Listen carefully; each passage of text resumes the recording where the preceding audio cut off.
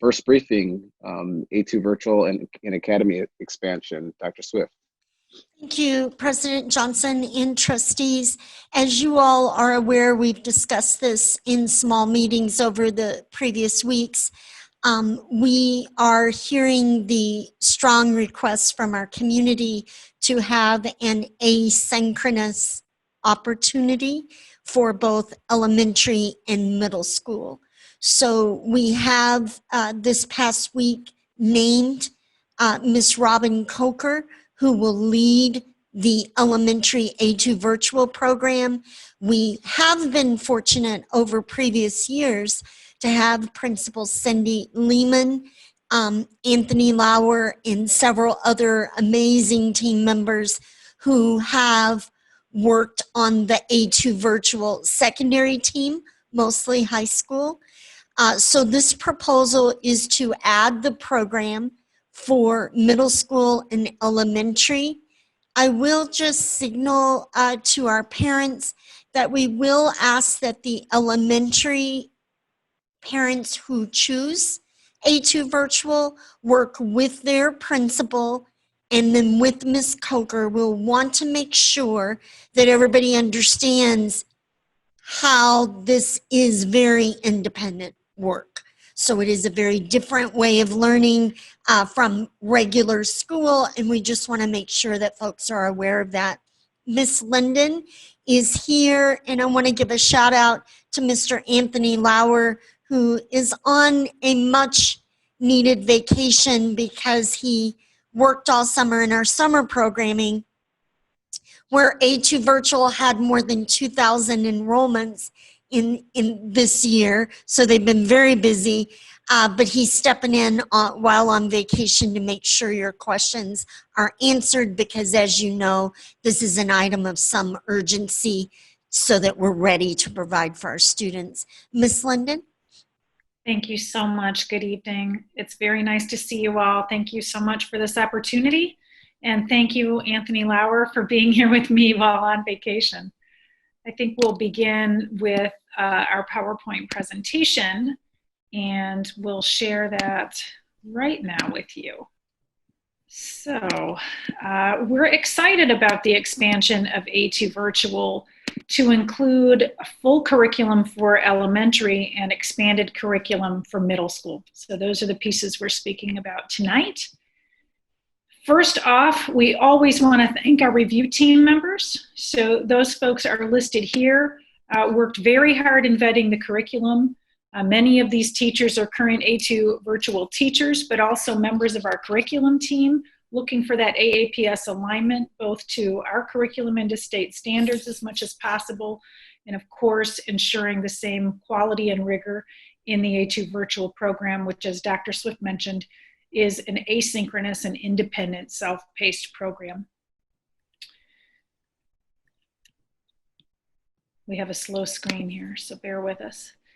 The review criteria are much more in depth than you're seeing on the screen, but in general, we look for rigor and engagement, alignment, as I mentioned, quality of the content, the accessibility of tools, and the quality of the assessments, the student supports, and also their ease of use, because it is an independent and self-paced program, and then the future interoperability with Schoology, because as you know, we're transitioning and migrating to that one learning management system so that that can become our one-stop shop. I'm sorry for the delay. It's moving slowly.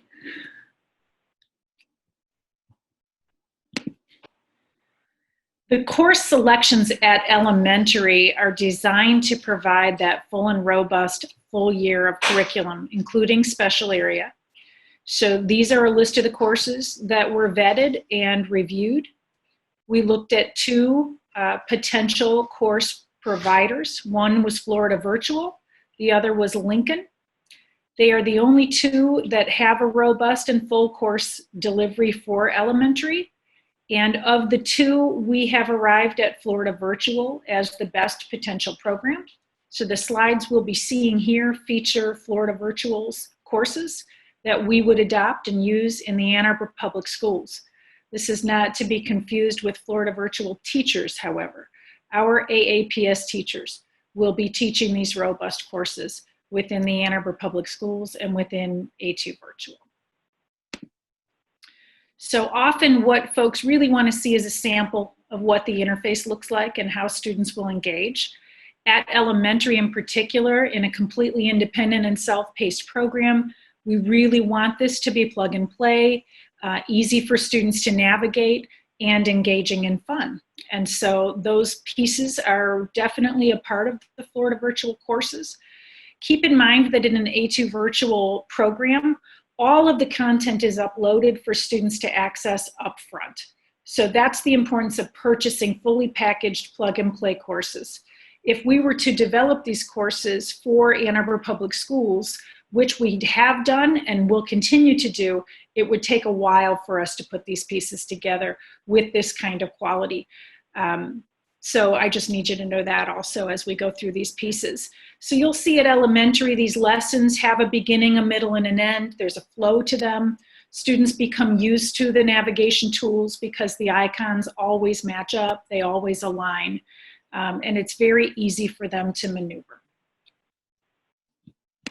Here's a sample third grade interface. So you'll see they know they're entering their English class. They begin their lesson. Oftentimes there's a video, a short one that they may watch, plug and play tools that they can access to support their learning, including highlighting, journaling, note-taking, those kinds of pieces are a part of it. You'll see at the top of that blue bar that says, "In my opinion," right here, there's a glossary. Students can always have the option to print, although they do not need to do so. And there are additional support resources at this resource button. So if they'd like to hear things again, if they'd like to see text highlighted, bolded, they can use those resources tool. There's also background information to scaffold. So if students need more information in order to access, they can do so. And we're proud of those pieces in this selection because we know that we want to have as much scaffolding as we can. So we'll head into the middle school course selections. For middle school, we are recommending Apex learning courses. These are courses we have already purchased in the A2 virtual program in the past. We know the quality. We've had great success with them. So here what we're recommending is rounding out the courses at middle school that we have to offer.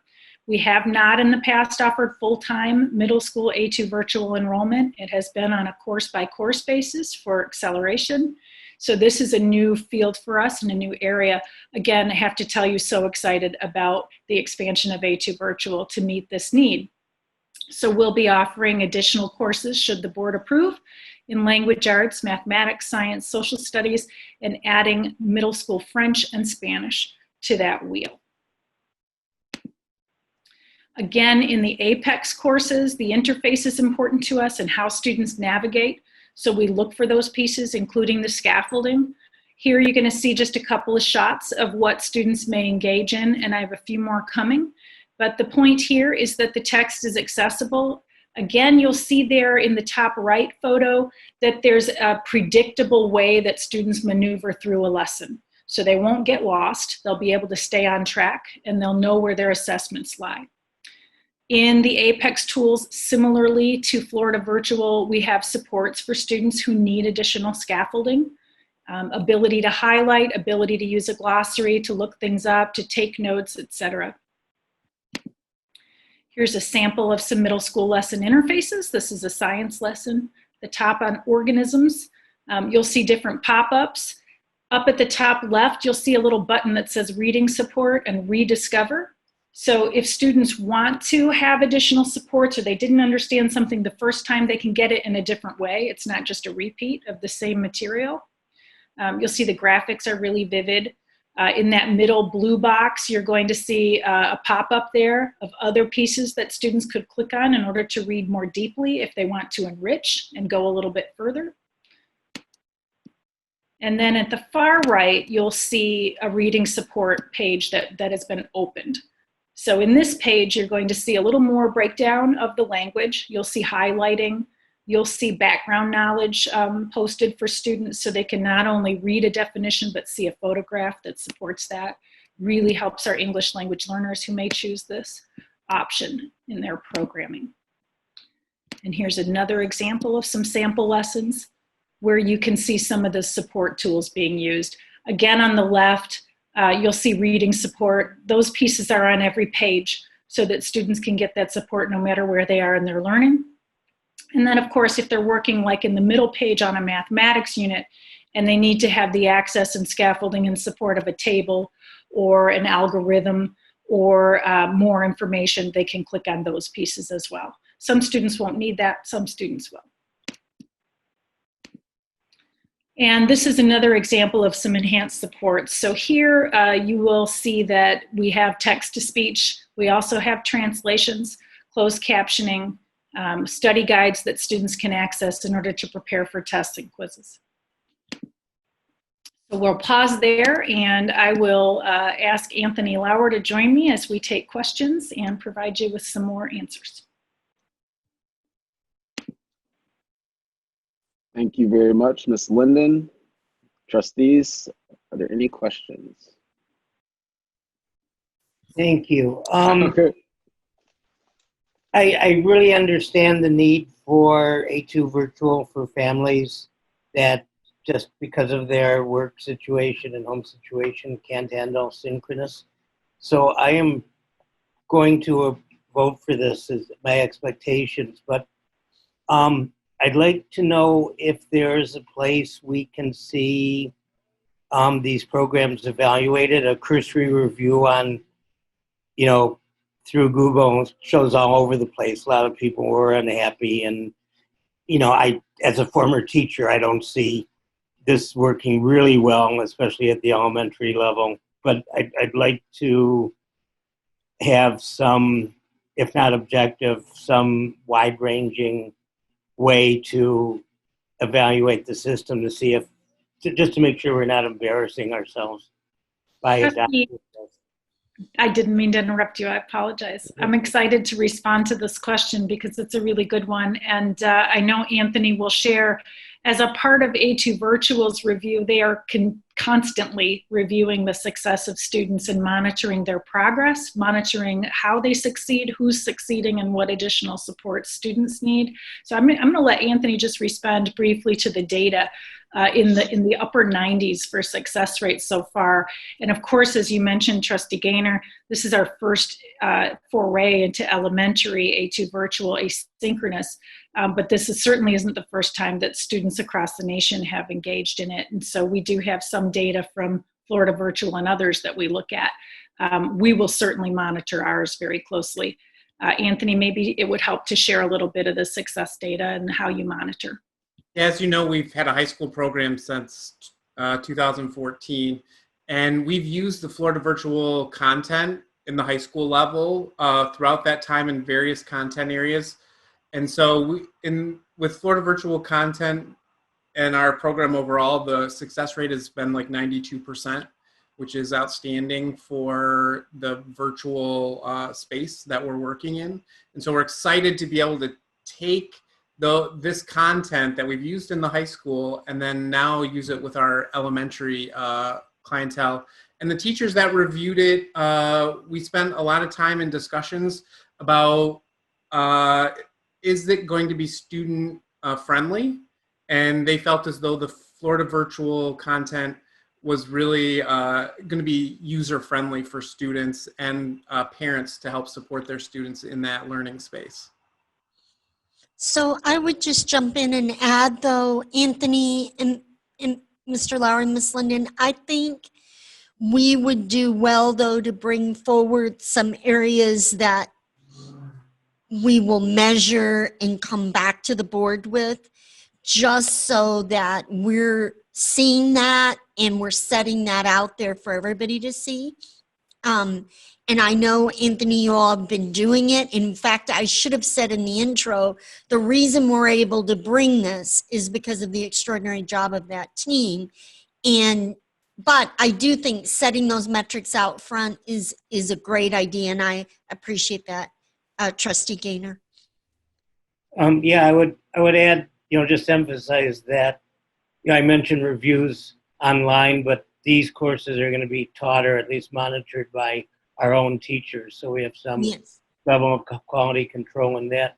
Yes. Might be probably too early to have an answer to this. One is, how many students would you expect a teacher to be working with? And again, the harder question, how many students will be in the program? If we're dedicating a administrator position to this, do we have any sense of the number of students that will be enrolled to make this a feasible position? So a couple of things. One is the administrator is on an interim assignment. So I just want to make that clear. But we want the launch to be a quality launch. And we know there will be a lot of moving parts. Anthony, you remember back in 2014, and I mean, there's a lot of moving parts when you launch it. Secondly, I would say it is a little too early to know, as you pointed out, but from the enrollment selections so far, it looks like somewhere around 5% of students. Now, I don't want to be held to that, trustees. I'll continue to update you because we want to make sure that people didn't just see the word virtual without reading the rest of the email and maybe just check that box.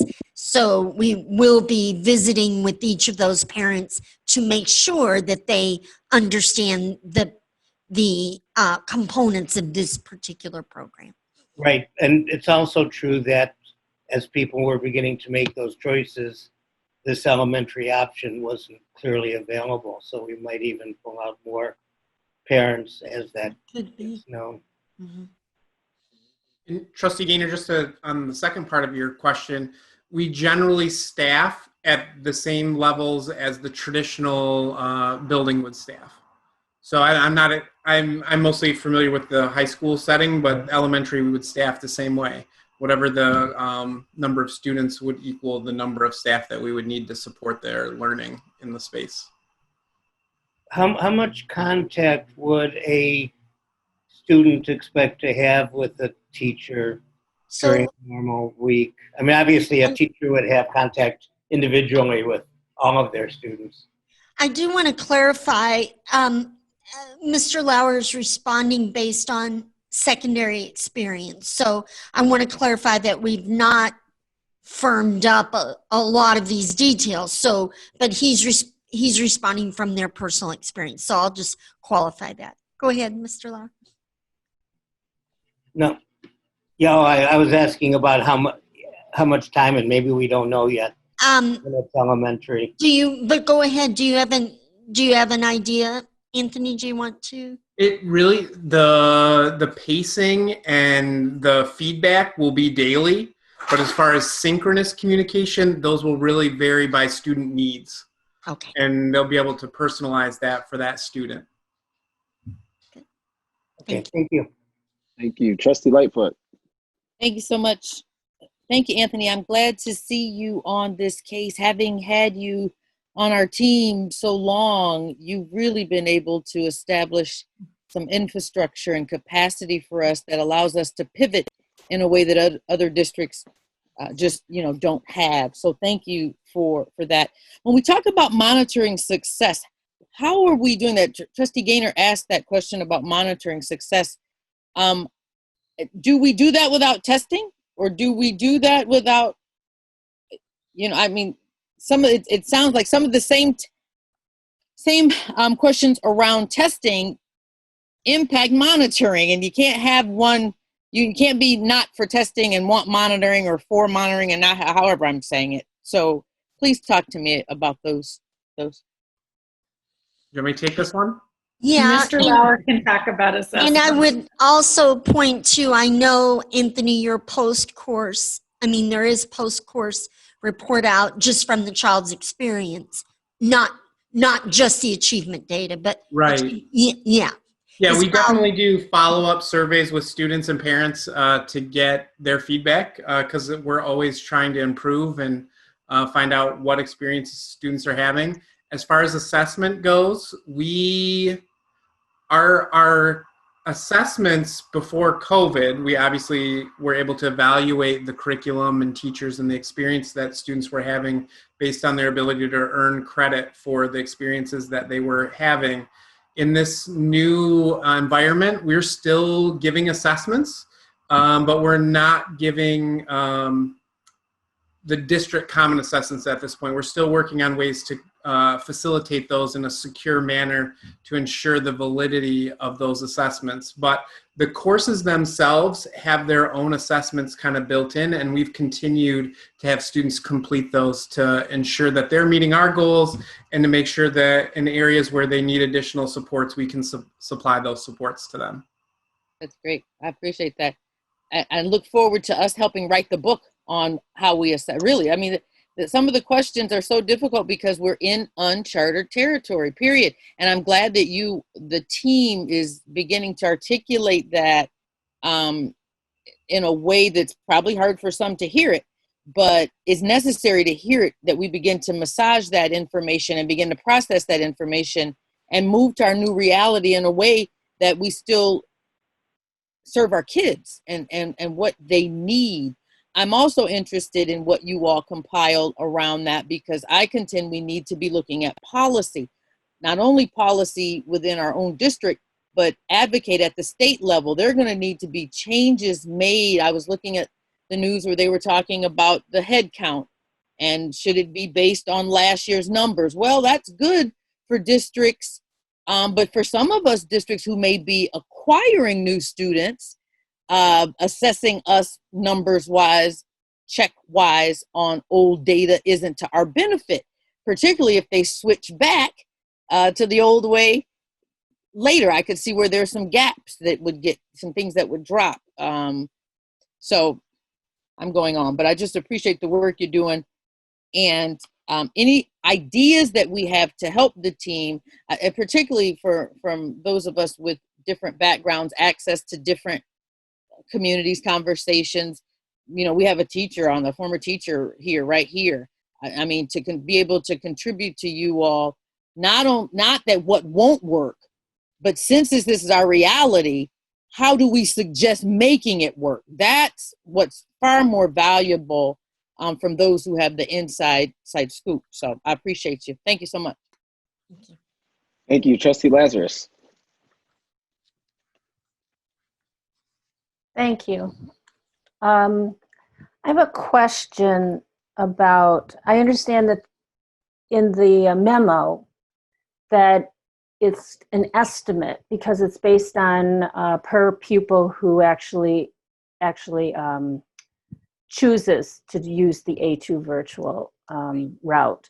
So our actual costs will depend upon what is in the end of what parents choose and children choose.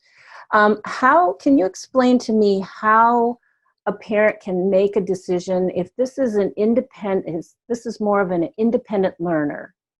And how does a teacher, but it's led by an AAPS teacher, how does that independent learner work with that AAPS teacher?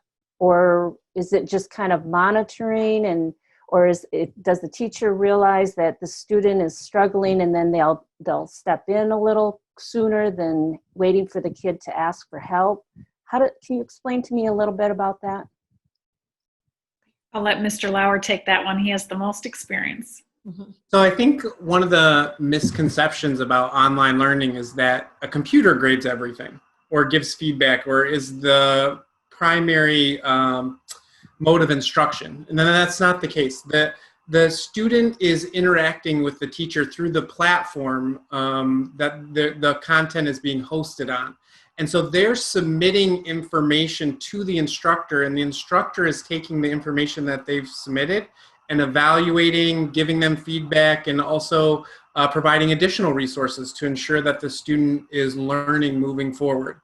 And so that's why, going back to one of the questions earlier about how often is the instructor going to interact with the student? Well, depending on the classes that the students are working on and how often they submit assignments, it generally is every 1 to 2 days. The student is either getting feedback from the instructor or somehow communicating with the instructor to ensure that the student is moving forward. And just like with many of the programs that we use, there's our like reports in the background that teachers have access to quickly identify whether kids are on pace or not on pace. If they're not submitting work, that allows the teacher to evaluate what they're doing. I think one of the big things that in the setup process is we set a pacing guide or an outline or work with the students to determine what's reasonable for them to get done, and then making sure that they're reaching those benchmarks, and then putting in the supports in place if they're not reaching those benchmarks. Okay.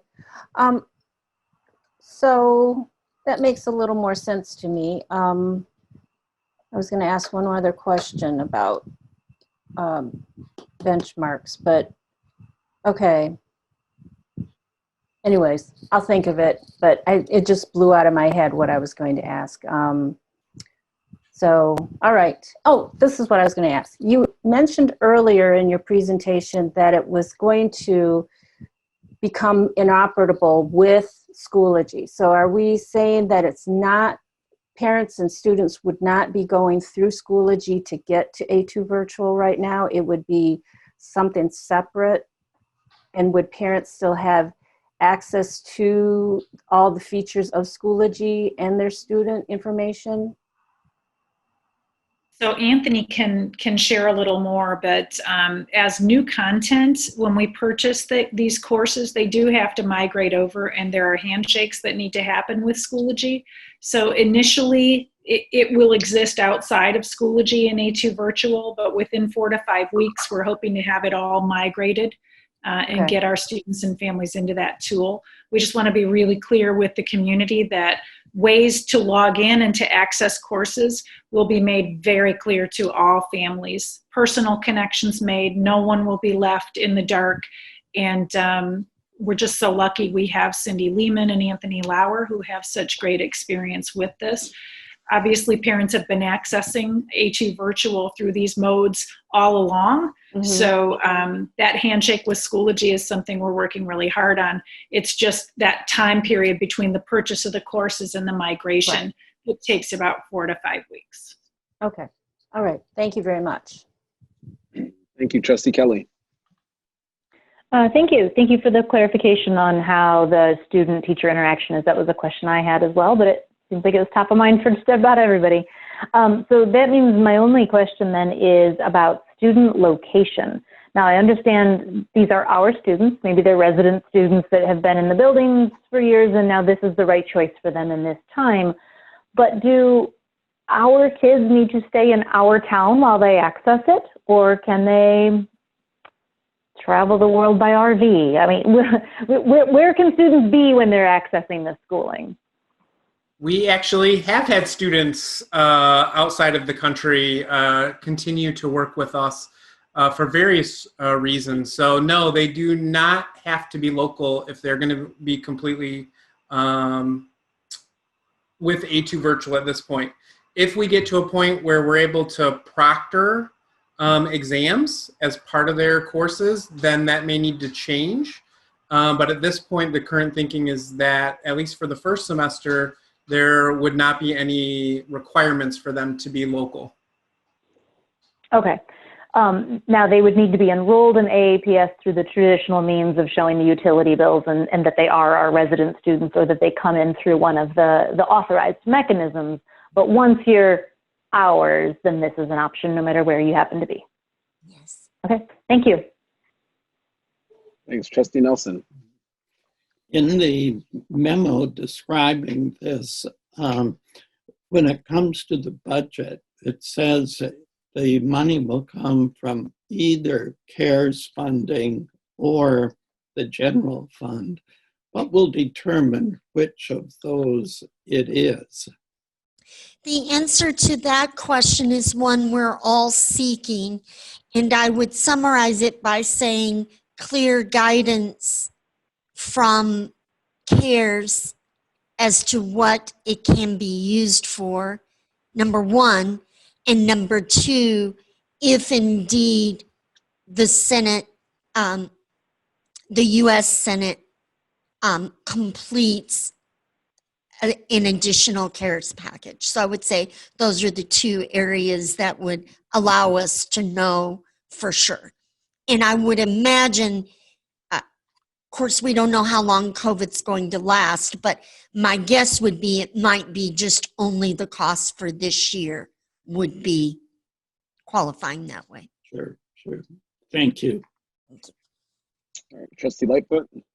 Thank you so much. Thank you, Trustee Nelson. That speaks to our advocacy work that remains to be required as we work through this pandemic as well. Getting that language not only through the Senate, but to reflect what we in districts need it to say and need it to allow for. And the better we can get that, it'd be nice to get it out of Congress, but if they don't give us specifics, we want it as broad as it can be, so then we can work with our governor to get that language what we need it to be. But advocacy at all the levels. And in addition to advocacy, some of our allies and partners who weigh in around education and have an education component to their organization or to their institution, because we need to be advocating for the same things and having the same language. And it needs to come from nonprofits, just like it needs to come from for-profits and other entities. And so the more and the better that we can share that information with our friends, to have them saying the same thing, writing the same thing in their newsletters, pushing for the same bullet points, all of that is important so that that money can go where we need it. Because other than that, we're going to be paying for it out of the general fund. Is that correct? And if we're paying for it out of the general fund, that affects all kind of other things like teachers and staffing, all those other things. So we definitely want the CARES money, and we want it to say and be able to be used for the things that we need it used for. So that's a way we can have help from our parents in the community as well. Thank you for bringing that up, Trustee Nelson. President Johnson, Yes. wanted to make the point, one of the trustees mentioned the kind of student that this would work well for. Having taught secondary students for many years, we know that student for whom interaction in the classroom feels like it's a detriment to learning, that they just really want the assignment and they want to go for it. That typically is the secondary student. But I'll share with you, trustees, and I think you're aware, the reason we're pressing to get this at elementary is really that parent who is considering homeschooling right now. And we presented earlier 10 considerations.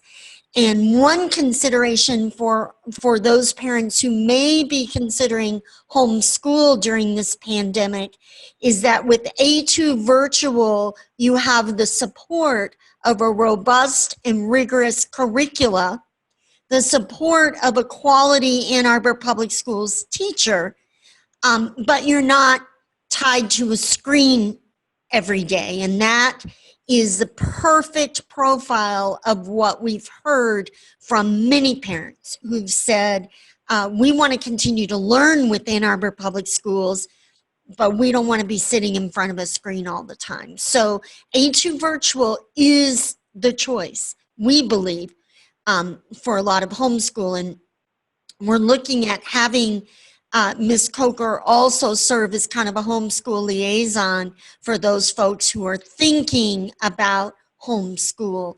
It's not as prevalent at high school because it's much harder to homeschool your child at high school and middle school, but at elementary it is a common component. So, thanks. Yes, Don? I'm sorry to interrupt. You just did such a beautiful job sharing that, Dr. Swift. And I also will say that many times study groups are formed and it's recommended that they do. So we hear about groups of students who are learning together. A2 virtual is another really important place where that can continue. Those, what I often are referred to as pods out in the community. Anthony Lauer can share that oftentimes they do encourage particularly younger students to have a study group or a group of peers that they connect with in their lessons outside. Yeah. All right. Well, thanks a lot. One detail I'd like to bring back up is the fact that this wasn't in our preliminary plan. When we did launch the first plan, we got feedback from the public that they wanted this type of option. So as we said earlier, it's our attempt to make sure that we're meeting all the needs. And sometimes, that gives me gray hair, Dr. Swift, because I want to make sure that we get something standard down really, really well. But it really speaks to the heart of the district to want to make sure that there's a place for every family here. So thank you so much for the really strong work. Thank you. All Thank right. you. And Thank thank you, you. Anthony, for your Thank time you, on Mr. Lauer. Thank you. Have a good Enjoy rest- your vacation. One more week. Then we'll be back next week. So thank you. I'm looking forward to being able to move forward with this. That's great. Thank Great. you.